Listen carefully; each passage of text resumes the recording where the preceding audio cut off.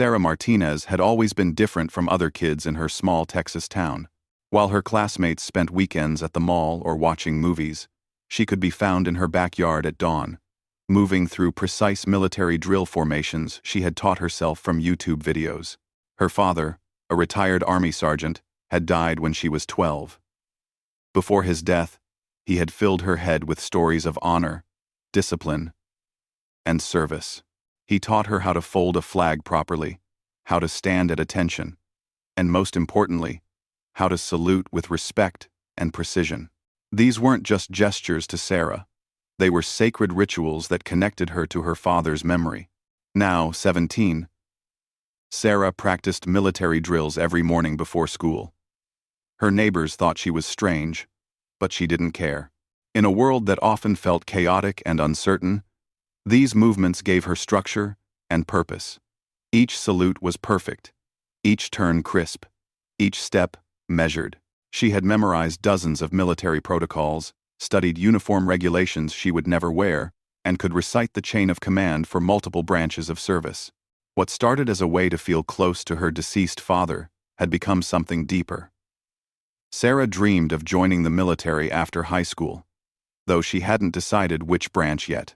She spent hours researching different military career paths, reading about special forces units, and watching documentaries about military operations around the world. Her mother, Maria, worried about Sarah's obsession with military life. She had already lost her husband to the dangers of military service, and the thought of potentially losing her daughter too kept her awake at night. But she also recognized that this passion gave Sarah direction and confidence that many teenagers lacked. Every morning at 6 a.m. sharp, Sarah would emerge into their small backyard wearing her father's old Army PT uniform that she had carefully altered to fit her smaller frame. She would begin with basic calisthenics, push-ups, sit-ups, jumping jacks, before moving into drill sequences. Her movements were so precise that even her critical neighbor, Mrs. Henderson, had stopped complaining about the early morning noise and occasionally watched from her kitchen window with grudging respect. Sarah had taught herself to march in formation, even though she marched alone. She practiced rifle drills with a wooden replica her father had made years earlier. She studied military bearing and customs, learning when to salute, how long to hold it, and the proper way to address different ranks. What impressed anyone who watched her was not just her technical precision, but the genuine respect and solemnity she brought to every movement. The local high school JROTC program had tried to recruit her multiple times, but Sarah preferred her solitary practice. She felt that group training might dilute the personal connection she felt to her father through these rituals. This was her private conversation with his memory, her way of honoring his service and preparing for her own future in uniform. Her dedication went beyond physical training. Sarah had created detailed study notebooks filled with military history, tactics, and leadership principles. She could explain the difference between various military decorations, knew the organizational structure of different units, and had memorized important military dates and battles. Her bedroom walls were covered with maps, military insignia charts, and photos of her father in uniform. Friends at school often asked why she was so serious about military stuff when she wasn't even enlisted yet. Sarah would simply explain that preparation was everything. She believed that if she was going to serve her country, she owed it to herself and to her father's memory to be the best prepared recruit possible. Her high school guidance counselor, Mr. Thompson, had initially been concerned about what he saw as an unhealthy fixation, but after several conversations with Sarah, he realized her military interests were actually providing her with remarkable focus and maturity. Her grades were excellent, she stayed out of typical teenage trouble, and she had clearer life goals than most of her classmates. Sarah's daily routine was rigid and purposeful. After her morning drills, she would shower, eat breakfast with her mother, and head to school. During lunch breaks, while other students socialized, she would often sit alone, reading military biographies or studying for the ASVAB test she planned to take next year. After school, she had a part-time job at a local sporting goods store, where she had convinced the manager to let her work in the military surplus section. Evenings were for academic homework and more military study. Sarah had correspondence with several military recruiters who were impressed by her knowledge and dedication. A Navy SEAL recruiter had even sent her additional training materials after she demonstrated her understanding of special operations principles during a career fair. What drove Sarah more than anything was the desire to make her father proud. She knew he was gone, but she felt his presence strongly during her morning drills. Sometimes she would catch herself pausing mid-salute, imagining him standing there inspecting her form and nodding with approval. Her mother had learned to support this passion, even though it frightened her. She would quietly watch from the kitchen window as Sarah performed her morning routine, seeing her husband's discipline and pride reflected in their daughter's movements. Maria had come to understand that this wasn't just about military training. It was about Sarah finding her identity and purpose in a world that had taken her father away too soon. The small Texas community had gradually grown accustomed to Sarah's dedication.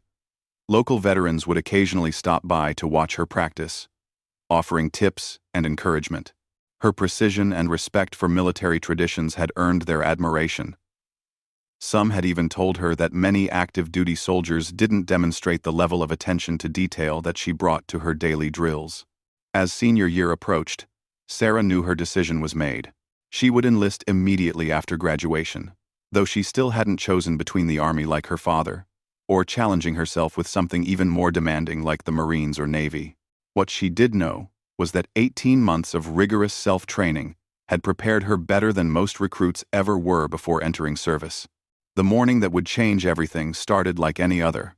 Sarah woke at 5:45 a.m., dressed in her father's modified PT uniform, and stepped into the backyard just as the first hints of sunrise appeared over the horizon. She had no idea that today's practice session would be witnessed by someone whose opinion would matter more than she could have ever imagined. Commander Jake Sullivan had been driving through small Texas towns for 3 days, making his way to a classified training facility outside of San Antonio. As a Navy SEAL commander with 15 years of service, he had seen combat in 4 different countries and trained some of the military's most elite warriors. He was used to excellence, but he had also grown accustomed to disappointment when it came to the quality of new recruits entering the service. His black pickup truck had broken down just outside Sarah's neighborhood at around 6 a.m. While waiting for roadside assistance, he decided to walk around the quiet residential area to stretch his legs. Commander Sullivan was dressed in civilian clothes, jeans, boots, and a plain gray t-shirt. Nothing that would identify him as military personnel. His short haircut and bearing might suggest military background to a trained eye, but to most people he would just appear to be another early morning jogger or someone dealing with car trouble. As he walked down Maple Street, something caught his attention. Through a gap in a wooden fence, he could see movement in a backyard. His trained eye immediately recognized military drill movements, but something was unusual. The person performing these drills was small, young, and moving with a precision that he rarely saw even among seasoned soldiers. Commander Sullivan quietly positioned himself where he could observe without being intrusive. What he saw made him stop in his tracks. A teenage girl was performing a flawless military inspection drill, complete with precise salutes, proper bearing, and movements so sharp they could have come from a drill instructor manual. Sarah began her routine as she did every morning, unaware she had an observer. She started with basic position calls, moving from attention to parade rest and back again. Her posture was perfect. Spine straight, shoulders back, eyes focused forward. Commander Sullivan watched as she performed facing movements with mechanical precision. Each pivot was exactly 90 degrees, each step the regulation length, each halt perfectly timed. What impressed him most was not just her technical accuracy, but the respect and seriousness she brought to every movement. This wasn't someone playing soldier or going through the motions. This was someone who understood that these rituals had meaning and importance. As a SEAL commander, he had seen thousands of recruits attempt these same movements, and most of them took weeks or months to achieve the level of precision this girl was demonstrating alone in her backyard. Sarah moved into her rifle drill sequence, using what appeared to be a wooden training rifle. Her manual of arms was flawless. Present arms, port arms, right shoulder arms, each movement flowing smoothly into the next. Commander Sullivan recognized immediately that she had studied not just the movements but the timing and rhythm that made them effective. She wasn't just mimicking motions she had seen. She understood the principles behind them. The most remarkable moment came when Sarah performed her salute sequence. She practiced saluting from different positions, holding each salute for the appropriate duration and maintaining perfect form throughout. As someone who had received thousands of salutes throughout his career, Commander Sullivan could recognize immediately that this girl's salute was better than that of many officers he had served with. He watched for nearly 20 minutes as Sarah completed her full routine. She performed close-order drill movements, practiced military bearing exercises, and finished with what appeared to be a memorial ceremony where she saluted a small American flag mounted on a pole in the corner of her yard. The solemnity and respect she showed during this final sequence told Commander Sullivan that this wasn't just hobby or exercise for her. This was deeply personal. As Sarah completed her routine and headed back toward her house, Commander Sullivan found himself in an unusual position. In his 15-year military career, he had developed strong instincts about people's potential for military service. He could usually spot natural leaders, identify those who would struggle with military discipline, and recognize individuals who possessed the rare combination of technical skill and mental toughness required for elite units. What he had just witnessed was extraordinary. This teenage girl, training alone in her backyard, was demonstrating military bearing and precision that surpassed many active duty personnel. More importantly, she was doing it for herself, without any external motivation or recognition. This spoke to a level of self-discipline and internal motivation that was incredibly rare. Commander Sullivan's mind immediately went to the challenges facing military recruitment. The Navy SEALs, like all elite military units, were constantly searching for individuals who possessed the unique combination of physical capability, mental toughness, and unwavering dedication required for special operations.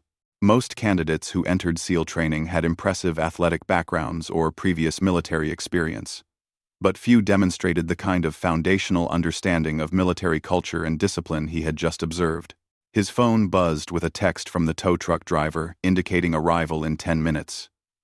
Commander Sullivan realized he had a decision to make. Military protocol and common sense suggested he should simply observe and move on. He had no official reason to interact with a civilian teenager, and approaching someone's home uninvited could easily be misunderstood. But something about what he had witnessed compelled him to act. This wasn't just about recognizing talent. This was about recognizing dedication and respect for military service that deserved acknowledgement.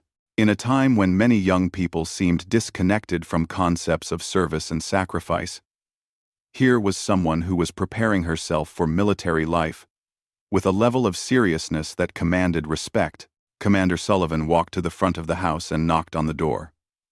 Sarah's mother, Maria, answered with obvious surprise at finding a stranger at her door so early in the morning. Commander Sullivan identified himself politely and explained that he had observed her daughter's morning training routine. He was careful to emphasize that he meant no intrusion, but that as a military officer, he felt compelled to acknowledge what he had witnessed. Maria's initial wariness turned to curiosity as Commander Sullivan explained his background and his reasons for wanting to speak with Sarah. She had watched her daughter's dedication for months and had seen how seriously Sarah approached her military preparation. Having a Navy SEAL commander express interest in her daughter's training was both exciting and concerning for Maria. Sarah appeared in the hallway behind her mother, still wearing her father's modified PT uniform and clearly surprised by the early morning visitor. When her mother explained who Commander Sullivan was and why he was there, Sarah's expression shifted from confusion to nervousness to something approaching awe. Commander Sullivan looked at this young woman who had just demonstrated military bearing superior to many soldiers under his command. Her respectful attention, her immediate transition to proper posture upon learning his rank, and the intelligence in her eyes confirmed his initial assessment. This was someone special. He asked Sarah about her training routine, her military knowledge, and her future plans. Her answers revealed not just extensive preparation, but genuine understanding of military values and culture. She spoke about honor, service, and sacrifice with a maturity that impressed him. When she mentioned her father's military service and death, Commander Sullivan understood the deeper motivation driving her exceptional preparation. As their conversation continued, Commander Sullivan realized he was witnessing something remarkable. This teenager had achieved through self-discipline and dedication what most people required months of professional training to accomplish. More importantly, she had done it as a tribute to her father's memory and preparation for her own future service. The tow truck's arrival interrupted their conversation, but Commander Sullivan knew this encounter was significant. As he prepared to leave, he felt compelled to do something that went against his usual reserved demeanor. This young woman's dedication and skill deserved formal recognition. Even if she was not yet officially part of the military family, she was clearly destined to join. Commander Sullivan stood in the Martinez family's front yard, watching as the tow truck loaded his disabled pickup. His mind was racing with thoughts about what he had just witnessed and what it meant. In his 15 years as a Navy SEAL, he had developed strict personal protocols about maintaining professional boundaries, especially when it came to civilian interactions. But this situation felt different. Sarah stood beside her mother on their front porch, still processing the surreal nature of having a Navy SEAL commander appear at her door after watching her morning practice. The conversation had lasted nearly 30 minutes, and she found herself both intimidated and inspired by his presence. This wasn't just any military officer. This was someone from the elite special operations community she had studied and admired for years. Commander Sullivan approached Sarah one final time before leaving with the tow truck. He looked at this 17-year-old who had just demonstrated military bearing that exceeded that of many career soldiers. Her dedication to honoring her father's memory through disciplined preparation for her own military service had moved him in a way he hadn't expected. The moment that followed would be remembered by both Sarah and Commander Sullivan for the rest of their lives. Without saying a word, Commander Sullivan came to the position of attention. His bearing was perfect, spine straight, shoulders back, eyes forward, hands at his sides. Then, with the precision and respect that only comes from years of military service, he raised his right hand in a slow, deliberate salute. Sarah's breath caught in her throat. She instinctively snapped to attention and returned the salute with the same precision she had practiced thousands of times in her backyard.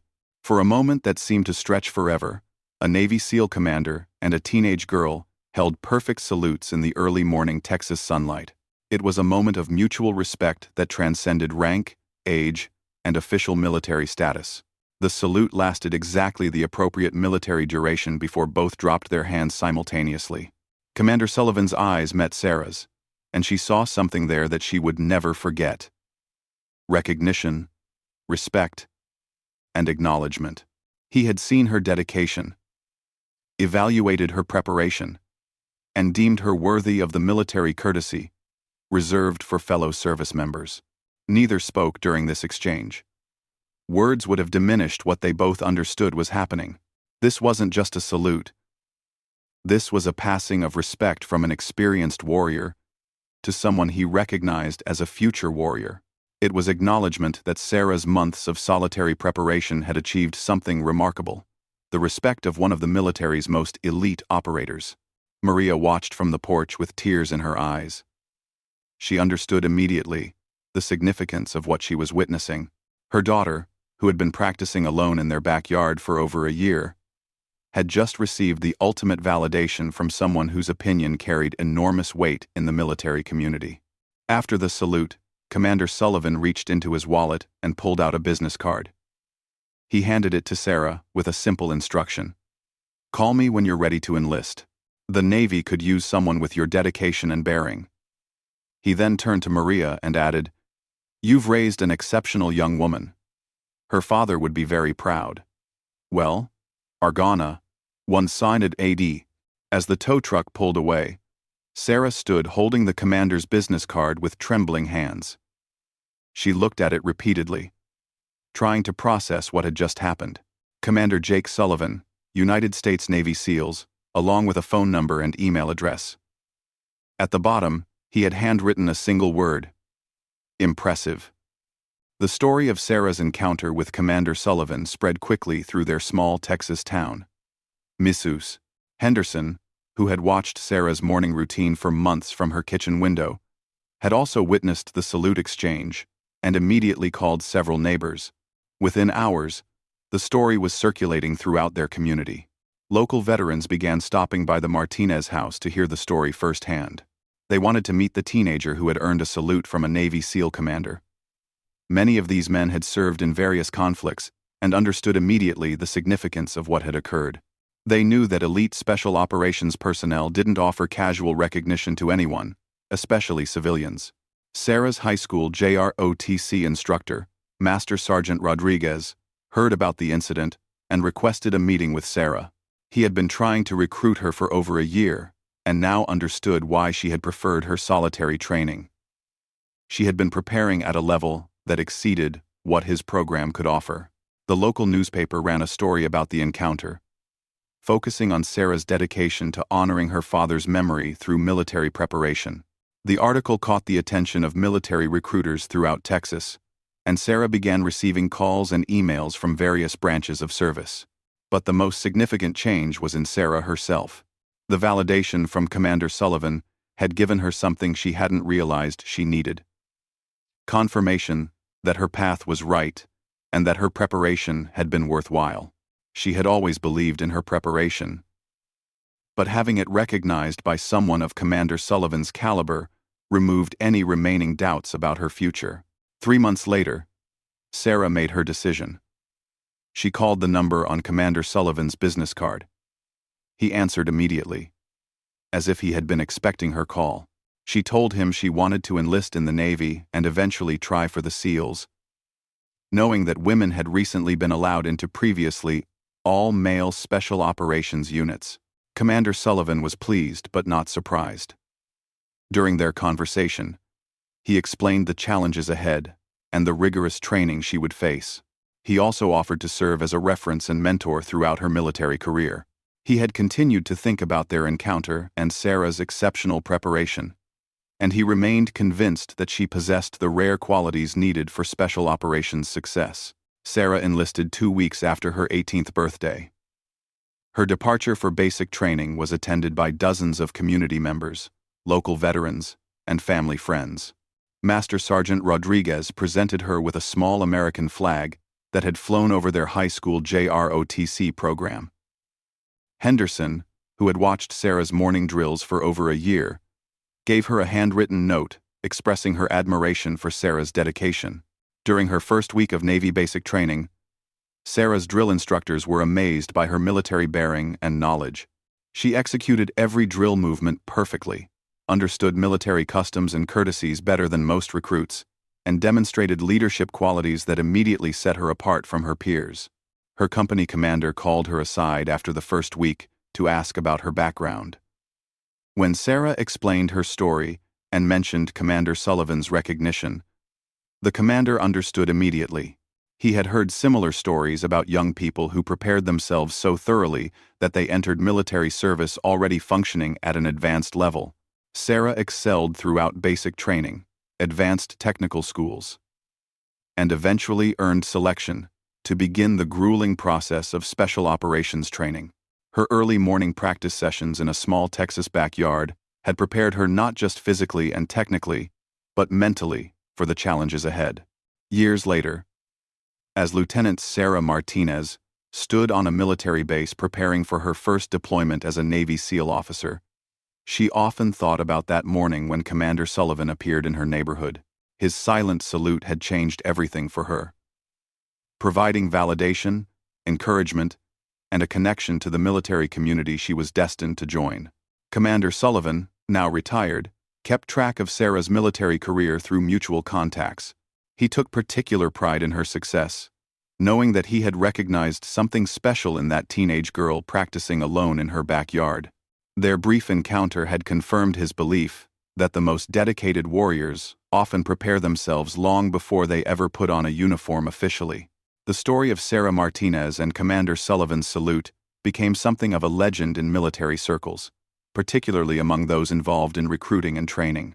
It represented the power of recognition, the importance of honoring dedication wherever it's found, and the profound impact that a moment of respect between warriors can have across all boundaries of age, rank, and experience.